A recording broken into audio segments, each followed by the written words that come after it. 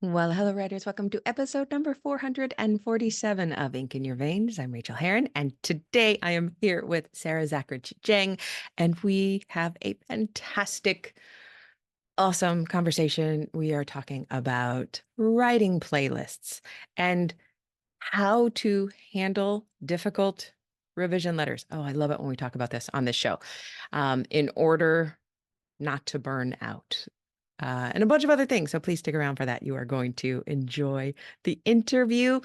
Today, let's see, what do I want to tell you about first? I am going to answer a question from a mini coach person, VA, who had a question last week too. As I am not getting these questions very quickly, I think I'm just going to start answering them in the order in which they are received on an intro to the show right now, because I hear from you all that you like these. And if you would like to become a patron at the $5 a month and up level, you can ask me any questions you want, and I will answer them here on the show. So this one is from VA, and back story for this is that she has written a book about a 17-year-old gay musician. I've got some, I'm just going to skip through some of these things, given permission to skip ahead. But this story of a gay young man is really important to her. And she says, the problem I'm facing with this book is the length. The scope of the story is so large that I ended up deciding to make it a duology. But the problem is, even with that decision, my manuscript is still way too long. The word count is way too high for a contemporary novel. I've been devastated over how, because of the business of traditional publishing, a book of this length from a first time author will immediately be disqualified. I can't tell you how much, the amount of times I've cried my eyes out over this book facing rejection before it even has a shot. I really want to attempt to trad pub this book because I believe it's capable of mainstream success. And again, I don't know what to do about the length.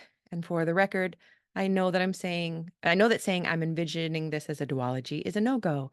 And to use that it's a standalone with series potential to play the traditional publishing game the right way. I want to see this book in major bookstores, for it to go wide, for it to be picked. But I feel like my options are very limited. I'd love it if I were able to get an agent who was willing to take me on and work with me to get the book into better shape, to be taken on by a traditionally published house. But I feel like my only option to even be considered is to underreport the word count and say it's less than it is. But the idea of starting a relationship based on a lie doesn't feel right. One of the other ideas I've started to consider is adapting it into a graphic novel script. It would definitely be much shorter and would actually stand a chance, I think, at being considered. I also want to say I don't think self-publishing is an option for me right now because of the cost of it. I'm just moving forward with some of these details, skipping through. Um, uh, da, da, da. I originally wanted to have one of my friends who's an artist work with me and on illustrating the book and launching it as a Kickstarter, but I'm not you, and I know that I'd probably only earn about $100 in pity donations from friends because I don't have an online platform, and the only way I've gotten word out about this book is through the Instagram account that I've been getting conflicted about running, so I stopped using it. So essentially, I'm wondering, number one, is it possible to try to get an agent to work with me, and how can I do that without lying to them? And number two, should I consider adapting this into a graphic novel script and trying to get an agent to pick me up that way, or attempt to do it as a Kickstarter? Can you feel how much this has been breaking me down? Thank you, VA, for asking these questions. And I understand it is hard. The traditional publishing industry is difficult, and it really can make us feel so broken down. So just a couple things I want to say is, even though traditional publishing wants us to do things a certain way and then with a certain word count, I understand that um, things have changed so much in the publishing industry that I believe publishers and agents are willing to look at a few more things than they used to be willing to look at. Look at where we have come. I was just talking about this with some friends recently about how we could never have gotten, I mean, we could. It was very difficult to get books published with gay main characters until very recently, since I've been in the industry. And now it's not a thing, but it's almost not a thing. When we were selling this last book, Seven Miracles of Beatrix Holland, it's a queer story. And that wasn't part of the deciding factor for buying it or selling it. If anything, it might have made it a little bit more attractive as as publishers are giving lip service to and sometimes really trying to be more inclusive in their publishing practices. So what I would love to invite you to do is to give all of those agents out there that you've never talked to or never met the benefit of the doubt and tell them about your book. Just start querying. If you've decided you want to go the traditionally published route, then we have to have an agent to do that, and you can start querying. I agree. Don't tell them that the book is shorter than it is. The only time I would recommend underreporting is if perhaps your book is 103,000 words. You would say in the query letter that it's 100,000 words, because that is a rounding error right there. Even better if we can get it down to 99,000 words. But otherwise, if it is more than that, and we don't want to, they'll open the document and see that someone did this and lied to them, and they would just delete the email and probably not even respond. So you don't want to do that. You want to go in with a query that tells them about a book, and they will request it if they are interested in the story. They will request it if they're interested in the story, even if the book is too long for them. If it is a query letter that piques their interest enough, and this is the kind of book that they've been dying for, that they have been wishing for, they will request it just to see if they can work with that author in bringing down the word count, in being an editor for them, if they think this book is written the way that they have been looking for this particular book. They have been wanting to represent something exactly like what you have. Let them have the opportunity of seeing that if they want to. And as I often say, pick an arbitrary number of agents. 100 is usually the number I like to recommend people send to. Send 3 a week until you've hit 100 agents, and then reevaluate what you might want to do. But from your letter here, it is obvious that you love this book and you want to give it a shot. So give it a shot. And what I don't want you to do is worry too much about the things you can't control. You cannot control any part of the industry. So there's no use in trying to control it or worrying about the fact that it doesn't work well or fairly or any of those things. That's off our table. We can't affect that. So it's not worth spending any time or energy, our precious writing energy, on that kind of thing. What I do very much like to recommend is while people are querying, you are working on the next book. You are working on the next book as you are querying. And that is what gets us through the querying trenches. And if you get to 100 agents queried and you finish that book and you think, well, I'll just try querying this one next. And then you start doing that. And that's how we do it. And what happens is, and I know writers don't want to believe this, and I didn't want to believe this, but as we are writing the next book, we're falling even more madly in love with that book than we were with the last book. It always happens. It always happens. So that's what I would recommend thinking about, because then you are firmly in the driver's seat, controlling exactly what you can control. The graphic novel idea, I think, is interesting if you are already passionate about graphic novels, if your house is full of graphic novels and you follow graphic novel artists, and that's the kind of brain that you have, and that's what you would like to do with this book. The thing is, it's harder to get an agent for a graphic novel, and graphic novels typically are harder to sell and make less money.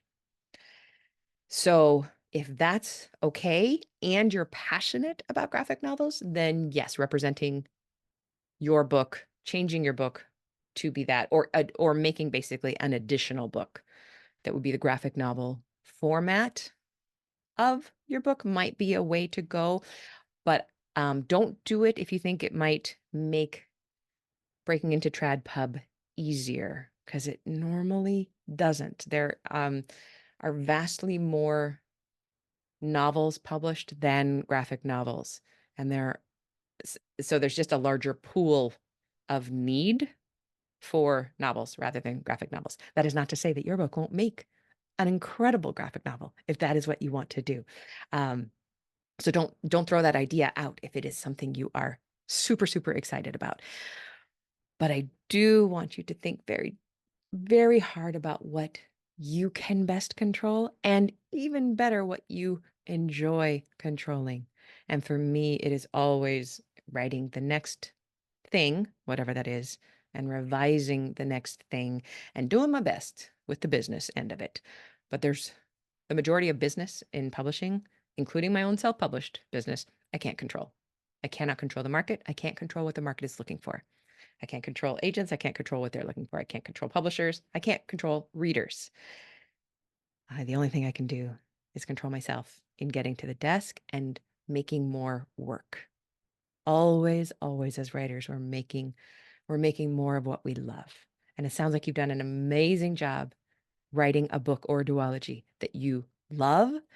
So what is next on the making front while you are pursuing the business end of sending out query letters because you want to be traditionally published? But while you're doing that on the side, that doesn't take very much time. Just an email here or there. What are you creating? Okay, that's what I wanted to say in answer to that. What a very, very good and difficult question. And I'm sorry that you've been struggling with this. And I appreciate you asking and letting me share that. What else has been going on around here? Okay, I'm going to share with y'all a very silly win. Oh, but it is such a win. It is such a win. Have you ever heard me complain about email? Probably you have heard me complain about email 1 bajillion times if you have been around here. I have such a hard time managing email. And one of the reasons is that I use Gmail, both personally and professionally. My Rachel at rachelherron.com is a professional Google product, etc. Plus I have an old Gmail account that I still use for everything else that is not business. And they all filter into the same inbox. But inside that Gmail inbox, there were so many freaking tabs. There were so many labels and what do they call them? They call them categories, and you can't get rid of them.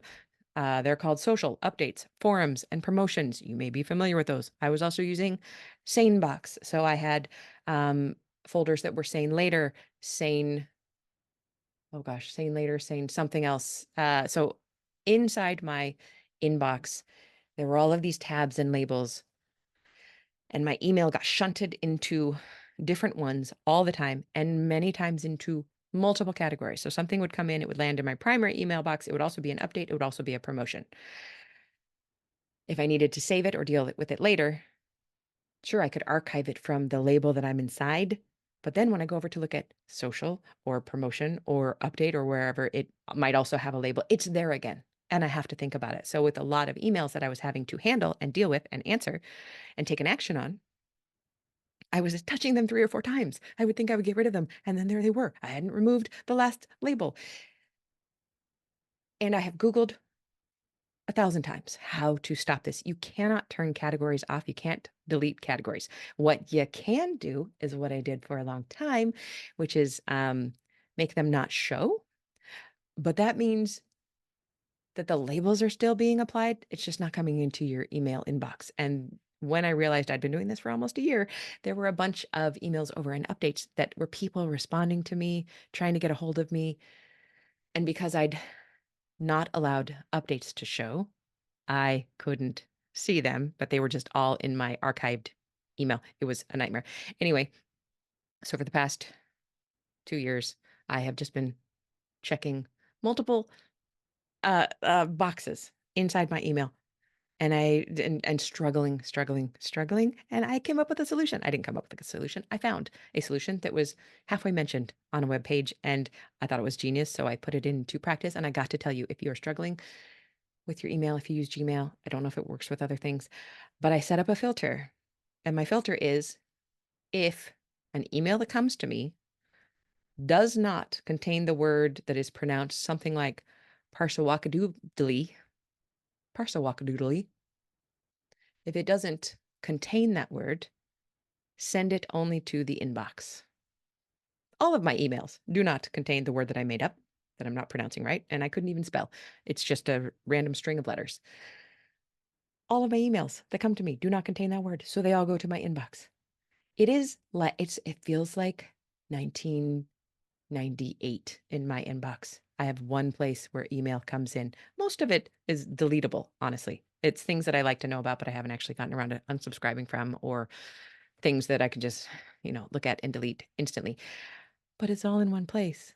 And then when there is something that requires action that I don't have time for right now, I put a little star on it.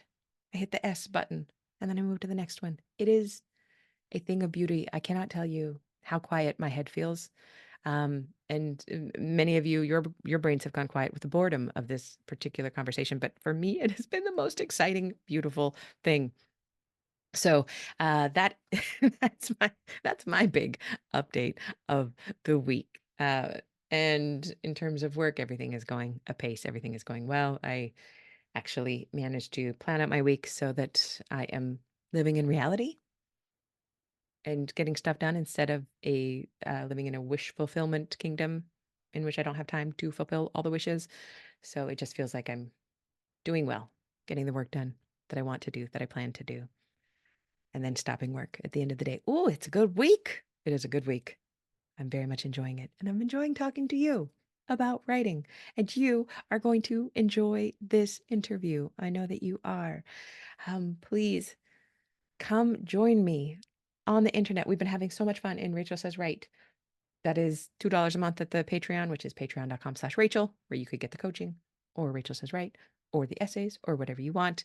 But Rachel Says Right, the times have been moving around a lot, daily, weekly, and I've been seeing so many more people on all around the world where we sit for an hour or two and we write together in silence. It is the best thing ever. So if you want to join that, I would love to have you. And that's all I got to tell you. Let's jump into the interview. Here's a bio. Sarah Zachrich Jeng grew up in Michigan and always had a flair for the morbid and mysterious. For her dad's 35th birthday, she wrote a short story entitled The Man Who Died at 35. After a brief career as an inspiring rock star, she now develops websites and writes cross-genre novels that combine suspense with the speculative. When I'm Her is her most recent release. Please enjoy this interview and happy writing. Well, I could not be more pleased to have you on the show. Will you please share your name and your pronouns with us? I'm Sarah Zachrich Jeng, and my pronouns are she, her. Thank you. Your most recent novel is When I'm Her, and oh my gosh, it was fun. It was I saw somebody describe it as a STEMinist thriller, which just was amazing. So we're going to talk about the book towards the end, but I just wanted to say how much I thoroughly enjoyed reading it. It was one of those like curled up in bed. Oh, I can't put it down kind of Thank read. you. So, will you talk to us a little bit about what your process looks like right now as it fits into your life? Yeah, I didn't used to be a morning person. I became a morning person to allow me to write. So I get up at Yeah. 5 in the morning every day. I have my coffee and I go into my office, and it's very nice and quiet. And sometimes I'm productive, sometimes I'm less productive. But my office is where I prefer to write. I can draft on a laptop, but I can't. It's hard for me to edit because I have my outlines and spreadsheet timelines and character bibles and all this other stuff that I like to have spread out in front of me. Um, yeah, it really. I've my WIP right now. I am really making use of the timeline. I have like a spreadsheet with tabs for each character, and it's a whole thing. So Oh, and so you're an early morning writer before you go do the day job, right? Which is hmm web work design. I'm a web developer. Yeah. Okay, that's what my wife does. I actually kind of know what it. She's front end. Are you front end, back end? Yeah. I mean, I do it in higher education, so I do everything. Yeah, you are the Yeah. everything web developer. Yeah. Yeah. So when you get there at 5, you're in your office. How long do you normally hang out in there before you have to transition to the next part of your day? I mean, I have about 2 hours, and then I have to, get up and get breakfast for my child and let the dogs out and all that. So that's kind of the nice, like, dividing line right there, Yeah. um, before I start the day's work. And it sounds like you are a plotter then, if you've got the tabs I and the am. characters and yeah. I am. I do outline, but it changes a lot, and I do write intuitively. I'll outline, and then I'll get stuck, and then I'll write like a scene just completely from scratch, just going with by what I think needs to happen.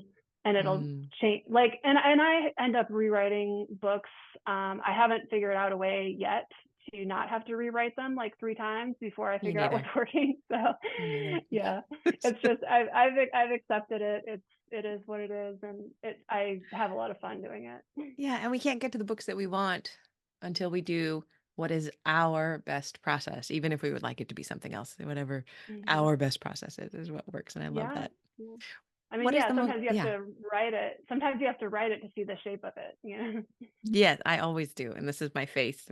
Most people listen and they don't watch, but my face is furrowed. I would prefer not to do it that way, but that is my way too. So it just, Mhm. yeah. What is the most exciting thing that you've ever realized about your writing process? I mean, probably that I don't have to write every book in the same way. Mm, It's not something that I really internalized until I had written multiple books. And it's everyone says that every book's different. You're learning how to write a novel every time, but yes. that's true. And I think it's a positive because Hmm. you're learning new things, like you're teaching yourself new things every time you write a new book. Yeah. Oh, I love that. What part of Mhm. writing do you struggle most with? Um, a lot of people struggle with the middle. I struggle with the end of a book. It has to do so many things. It has to pull the plot threads together. It has to be satisfying and like tie into the theme, tie into the character journey. And there are so many books that are great books. They have a great premise, and they just don't stick the landing. And because Hmm. it's so hard to do that, and I usually don't even care at that point because like we don't really remember necessarily how the specific plot points that led to the end. We remember if we felt satisfied and how it made us feel. Right. So that's what I'm trying to achieve. So the standards are so high. How do you approach endings then, knowing that that is where you struggle Mhm. in, say, a first draft? Do you kind of just leave it nebulous or do you actually try to nail it the first time through or? Usually when I'm writing my like zero draft, I'm just kind of trying to get everything down.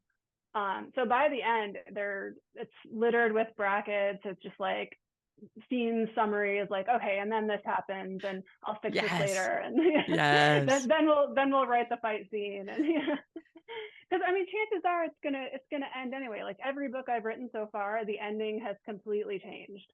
Um, and Yeah. it's not that it's not worth getting that first ending down. It's just like, okay, I'm not gonna like wordsmith the hell out of it. Yes, yes. I love that. I think endings and beginnings have the potential to just be completely different when we finally figure out what the book actually wants to be. So Yeah. that is so smart. What part are you of writing are you really good at? I mean, the thing that comes easiest to me is getting ideas. Ah. Because yeah, like I have so many ideas that I'm never going to be able to write. The sentence level writing comes pretty easily to me, and I think that comes from having been a musician for many years. Like I understand Mm. rhythm, and I can like hear how things are going to sound, and just also growing up reading, obviously. Mhm. Um, so yeah, those things are they come more easily to me. And then something that I'm proud of having like worked on and become better at is storytelling, and Mm. distilling the hook and keeping the reader reading. If you were going to give advice to a newish writer or somebody perhaps who is struggling with any of those things, the ideas or the rhythm or the storytelling aspect, what little pieces of advice might you give them? For getting ideas, I mean, you just have to kind of be open to anything.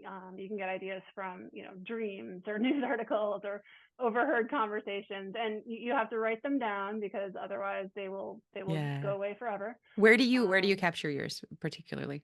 I have like I do like a little Google Doc for every idea, and usually it stays one sentence forever, but sometimes I'll go in and start working on it. So I have like 100 little Google Docs with one sentence in each of them. So I love the idea of doing an actual Google Doc for each idea because I always have mhm, lists of ideas in whatever note-taking app or whatever I'm using at the time. mhm, I'll have lists of them, but when you give it a doc, You could go in and play and expand and Yeah, like yeah. it's almost promising that you can have more room if you want the room. hmm I And love then, that. then Okay. if you're gonna make, and then if you make a playlist, then it's on then, you know. Talk to me about music and your history in music and how that affects your writing. I mean, I basically just played in bands for like 10 years during my Mhm. 20s. But I mean, I played music as a child and kind of grew out of that. I was never a professional musician, but it was something that I really got into and that I loved. And I Yeah. still, seek out new music. So, And what do playlists, what kind, when and how do you make your playlists for your books? usually the playlist starts when I start when I realize that the idea could become something like it kind of grabs me and I start thinking about characters and plot points. And then like I'll be listening to a song and I'll be like, oh, this song just makes me think about this character, and so I'll throw it in a new playlist. And I use Spotify, but so Mhm. that's easy. Do you have the playlist going when you're writing, or is it more for dreaming and inspiration kind of thing? It's more for inspiration. I usually write in silence or with like ambient music on because Yeah. words just kind of distract me. Yeah, I won't notice that the words that distracting me until I accidentally type the word I just heard instead of the word that is in my brain. Yeah, I love that. What is the kindest thing you've ever done for yourself as a writer? um, Probably allowing myself to not write for a while. Yeah, like with When I'm Her, I had gotten an edit letter that kind of made it clear I was going to have to rewrite the book or like do substantial edits. And Yeah. yeah, and this was like Thanksgiving, so I was like, okay, I'm going to take December off from this book because it makes me kind of want to throw up to think of Yeah. going and sitting down and working on this book right now. Because that book So is complex. It's really yeah, complex in the way that it works and fits together. and it changed so much from Mm, first draft to last, and I fell in and out of love with it several times, but by the end I ended up with something that I really liked, and I think that's because I didn't burn myself out. that is so counterintuitive to what many people, and by many people I mean me, would do, which is I would get the editing letter and then absolutely panic, cancel Thanksgiving, Oh, I like did that. I then mean, I go panicked. Yeah. and sit down and then you start working. You never stop working. But how incredibly healthy of you to say no, I need that time and space. So during that month that you took off during December, were you kind of thinking about the revision letter, or was it just like a fallow time of no? I mean, I wasn't like consciously trying to think about it, but obviously, wheels are turning in the Right. background, and I would like write stuff down if it occurred to me, like just notes or whatever. But I mean, mostly I was like, doing yard work and getting ready for the holidays and stuff Yeah. like that. How Just did like being a person. Oh god, that is so smart and so healthy. How did it feel then in January when you sat down to approach um, the letter? Much more productive. Like I felt much Mm. more in a mental state where I could where I could do those edits. And I did the edits. I turned them in on my deadline, and my editor loved them, so it worked. That is completely inspirational. I'm going to try to remember that the next time I have a nuclear I mean, revision letter. it is a luxury. Like I was able to get my deadline far enough out that I didn't have to rush. And Mhm. I mean, it's definitely a luxury in a lot of ways, but burnout is like no joke. So It really isn't. yeah, It's we want to avoid that at yeah. all costs, at all costs. Will you please tell us about a specific moment that you remember when you realized that you had ink in your veins? I mean, I think it was later than you would think. It was probably when I got back into writing after having taken a long time off. I, had a kid, so I needed a new hobby. Um, and I kind of fell into writing fan fiction, and Mm, I was mhm. doing that in all of my free time. And I was like, I could do this. Like I could write seriously. I could, do my 10,000 hours and write original novels. And I love this. So that was Wow. it. The pipeline from fanfic to to your own creative authorial work is so strong. I see that Yeah. so much. So many people, yeah. It's a gateway drug. You know, it allows Mhm. people to get in with a low barrier to entry, and then you start to get those dopamine hits of producing work and having people read that and responding, and yeah, that's great. For sure. Speaking of books and writing, what's the best book that you've written? Sorry. Yeah, I know what it is that you've written recently. What's the best book that you've read recently? I recently read Shutter by Ramona Emerson. Mm. Yeah, it's about a crime scene photographer who gets harassed by the ghosts of murder victims, basically Oh, to what a solve great their murders. premise. Yeah. And I love what she did with character. Like a lot of thrillers, they don't go so deep into character, but this one Mhm. really does. And I loved that. And the main character is Navajo, so her culture like really informed who she is, but at the same time she's in conflict with it in several ways. So that tension is really cool. So Thank you. And I haven't even heard of that, so I will go immediately find that. yeah. And talking about great books that we want to know more about, will you please tell our listeners a little bit about When I'm Her? So it's a When I'm Her is a speculative thriller. It's I pitched it as Freaky Friday meets the talented Mr. Ripley. Um, So good. and it's about two best friends who become enemies when their use of body swapping technology gets them in trouble, and one of them gets blamed for it, and the other gets off scot free and gets revenge. And the twists keep coming. So if we like twisty, I mean this was just It's such a very joy. twisty. So fun to read. Let me just ask you real quick about twists. You said you're an intuitive writer. What do you say? I mean, like a guesstimate, a percentage. How many twists do you know? And how many occur to you while you're writing? Um, I mean, I'll usually plan out the twists Mm, because I'll be thinking like, what secrets do people have? What yeah. Because usually like in a lot of thrillers, a character will have a secret and you think it's one secret, but it's a different secret, and that's kind of a twist. Um, so that's a nice like red herring way of doing that. But I'll usually plan those out, and I'll think about the reveals a lot. But just the sometimes the mechanism is there, but like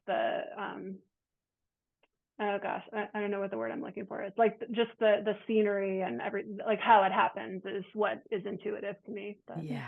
Yeah, what you uncover as you go. yeah, yeah. Awesome. Where can we find you? I'm on Instagram and Threads at Sarah_EasyJ, and I have a newsletter on Substack as well. Perfect. Thank you so much for being here and thank you for your book. And I wish you all the best. Yeah, thank you.